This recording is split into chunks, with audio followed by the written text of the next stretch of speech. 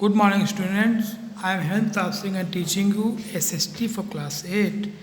बच्चों, हम लोगों ने यहाँ मैथ्स तक पढ़ा था पेज नंबर 3 पे। आगे कंटिन्यू करते हैं सेकेंडरी सोर्सेज से। Secondary sources are those which are based on the study of primary sources. Secondary sources वो चीज़ें होती हैं जो प्राइमरी सोर्सेज के अध्ययन पे डिपेंड करती हैं। They are created by scholars who study a variety of primary sources। ये उन स्कॉलर्स के द्वारा बनाए जाते हैं जो कि अध्ययन करते हैं प्राइमरी सोर्सेज का। मीन्स जो स्कॉलर्स हैं, स्टूडेंट्स हैं, जो प्राइमरी सोर्स की पढ़ाई करते हैं, उसके बेसिस पे इन्फरेंस निकालते हैं जो कि सेकेंडरी सोर्सेज कहलाता है। Secondary sources mainly include scholarly books and journals. जो सेकेंडरी सोर्स होते हैं ये यूजुअली या तो कोई स्कॉलरी बुक्स होती हैं जो स्टूडेंट्स सर्च करते हैं, रिसर्च करते हैं, वो बुक्स लिखते हैं, वो बुक्स और जर्नल्स, मैगजीन वगैरह को जर्नल बोलते हैं।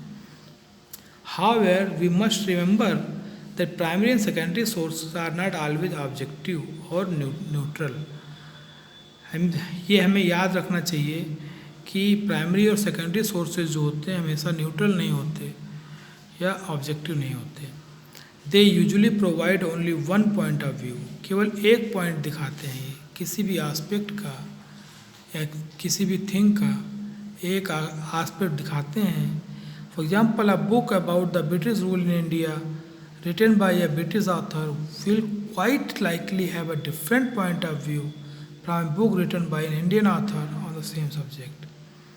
जैसे इन्होंने बताया है कि अगर किसी भी हिस्टोरिकल इवेंट का कोई इंडियन राइटर अगर लिख रहा है और उसी इवेंट को कोई यूरोप का राइटर अगर लिखे, अमेरिका या ब्रिटेन का राइटर लिखे, तो दोनों के देखने के नज़रिए में एक बहुत बड़ा फ़र्क आता है। So when we look at sources, specially primary sources, we should think about why, when and by whom it was written. इसलिए जब कभी भी प्राइमरी सोर्सेज की बात की जाए तो देखा जाएगा, कोई बुक पढ़ रहे हैं तो देखा जाए कि वो बुक क्यों लिखी गई, कब लिखी गई और किसके द्वारा लिखी गई। अगर आप इन चीज़ों को अच्छे समझ पाएंगे तभी आप उस बुक की सच्चाई को भी समझ पाएंगे, वरना भ्रमित करने वाली भी बहुत सी किताबें समाज में पाई जाती हैं। Let us now look at some of the important sources of the modern period of Indian history।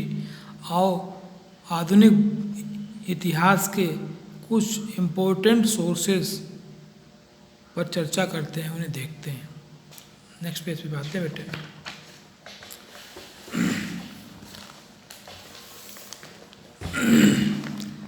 पहला दिया गया है, पहला पॉइंट, कॉलोनियल सर्वेज। जो औपनिवेशिक काल में सर्वे हुए उन पे जरा बात करते हैं। When the British established their rule in India, they realized the importance of knowing the country well in order to administer it effectively। जब अंग्रेज़ों का शासन भारत में हुआ, स्थापित हुआ, तो उनको लगा कि अगर इस देश को अच्छे से रूल करना है, शासन करना है, तो हमें इस देश के बारे में जानना पड़ेगा। दस इस प्रकार से they introduce the practice of surveys through which they made detailed studies of everything new they encountered hair.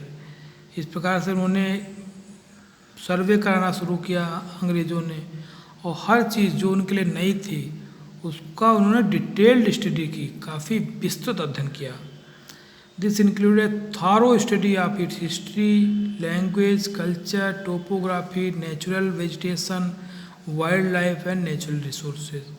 तो जो उन्होंने अध्ययन किया, स्टडी किया, तो उन्होंने हमारे देश के इतिहास का, भाषा का, संस्कृति का, कौन कौन सी प्राकृतिक संपदाएं हैं, इन सब का अध्ययन किया।